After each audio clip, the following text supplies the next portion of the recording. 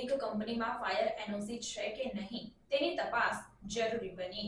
ભરૂચ જિલ્લાના ઝઘડિયા જીઆઈડીસીની કંપનીઓમાં fire NOC છે કે કેમ તે તપાસ કરવી જરૂરી બને છે।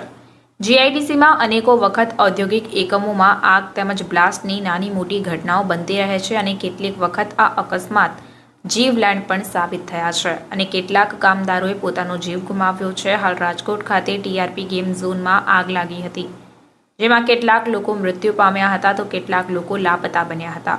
આ ઘટના બાદ તંત્ર હરકતમાં આવી ગુજરાતના દરેક શહેરોમાં ગેમ ઝોન તેમજ મોલ અને સ્કૂલોમાં ફાયર વિભાગ દ્વારા તેમજ લાગતા વળગતા અધિકારીઓ દ્વારા ચેકિંગ હાથ ધરાયું છે અને કેટલીક જગ્યાએ એનઓસી ન હોવાના કારણે આવા એકમોને બંધ કરવા આદેશ પણ કરવામાં આવ્યા છે। તો હવે જીઆઈડીસીમાં આવેલા ઔદ્યોગિક એકમોમાં તપાસ કરવામાં આવે તો કેટલાક ઔદ્યોગિક એકમો પાસે ફાયર એનઓસી છે કે કેમ તે માલુમ પડશે।